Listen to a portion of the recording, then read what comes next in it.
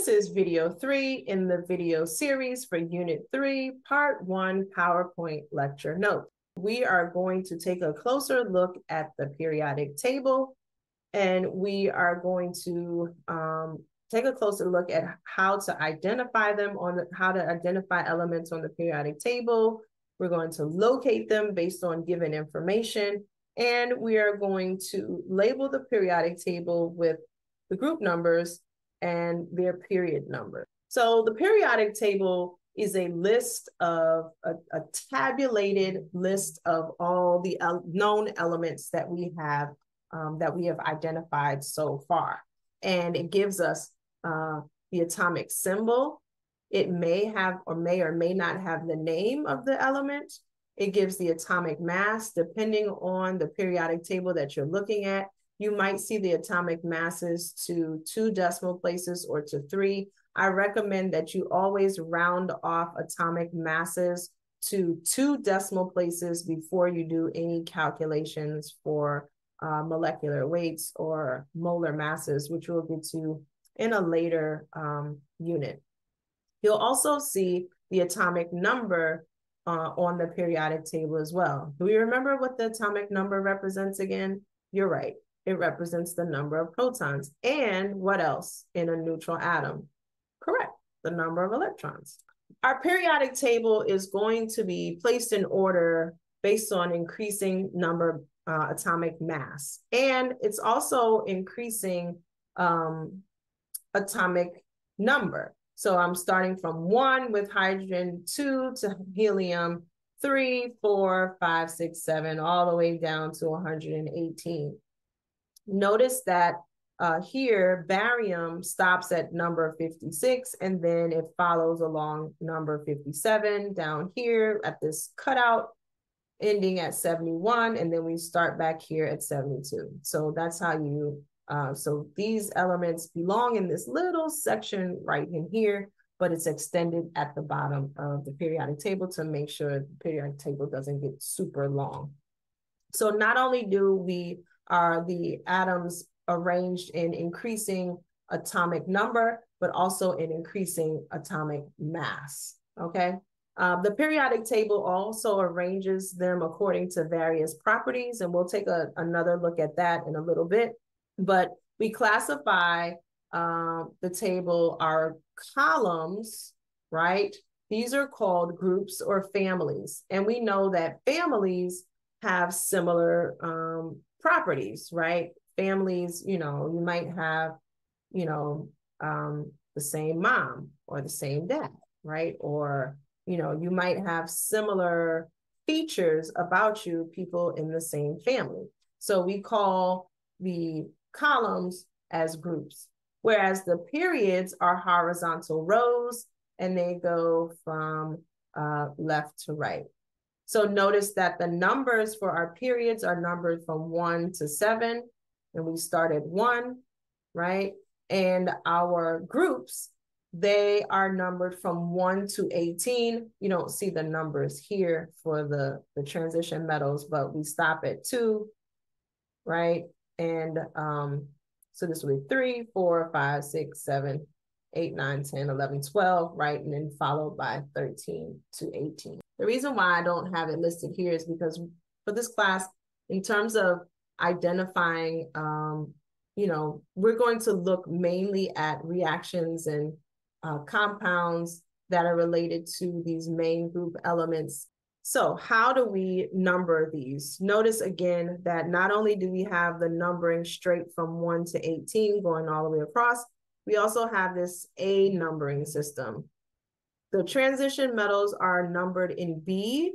So these would be number 1A through 1B through 8B, but we won't necessarily do any real work looking at those group numbers, okay? Do note the A naming of the main representative groups because that's going to help us with identifying valence electrons later on.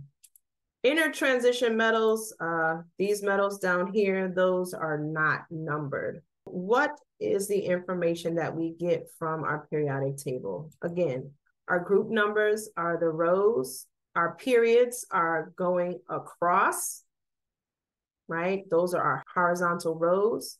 Our representative elements are going to be the tall buildings on the left and the tall buildings on the right. This slide is showing the A and the B numbering system. We're going to focus mainly on the A numbering system. The transition elements are the ones that are going to be located in the middle of the periodic table. And our post-transitional elements or metals are going to be found here as a part of the tall buildings, but at the very bottom of the tall buildings. And lastly, we have our inner transition metals. Notice that on this periodic table, all of the metal solids are in this orangey yellow color. So these are all representing metals, which can be found on the majority, the left and bottom of the periodic table. Notice that liquids are in green.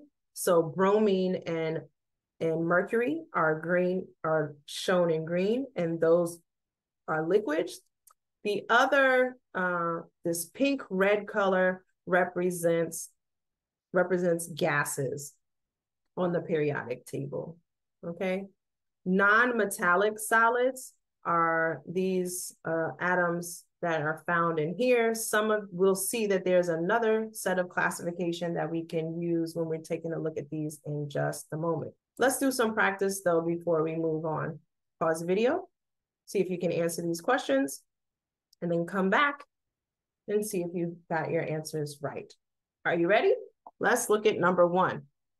Let us identify the element that is described as a group 7A period 4 element. So let's start counting our periods down. 1, 2, 3, 4. And we're going to go to group 17 or 7A, and that brings us right here to bromine. Notice that this is 7A, 17, and that gives us bromine.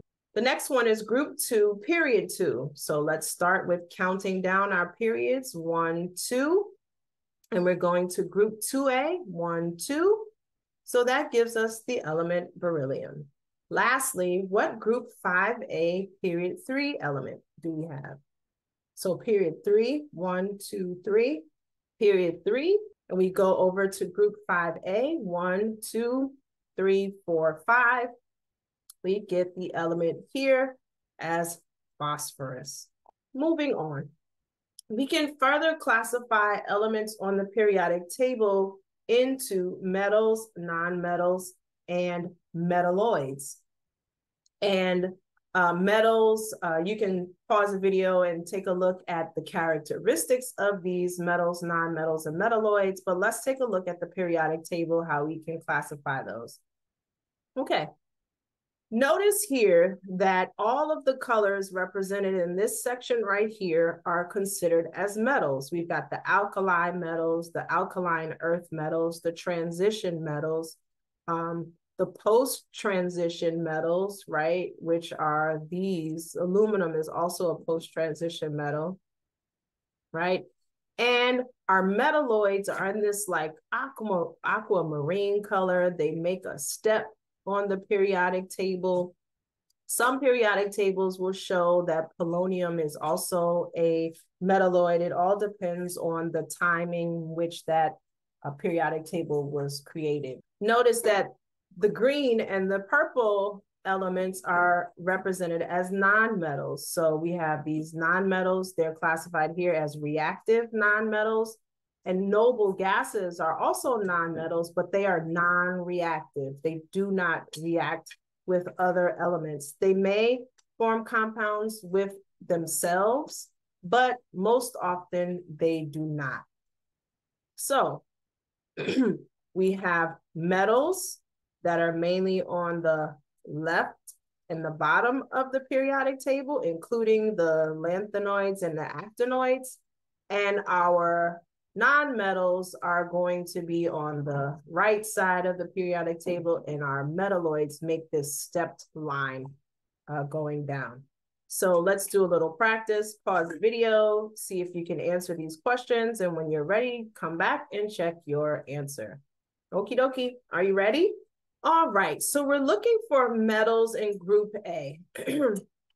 You won't have this classification for you on exams, but you should be able to identify them on your own without this type of classification here. Group 4, metals. So we know that carbon is a non-metal, silicon and germanium are in that funny aquamarine color.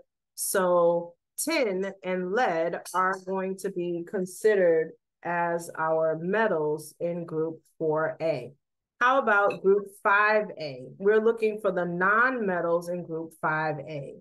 So based on this classification here, our non-metals are in green, and our metalloids are in that funny aquamarine color, and our metals, or this post-translational metal, is down here in light blue.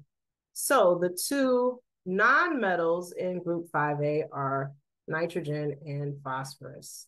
The two metalloids in group 4A are silicon and germanium. Carbon would be a what?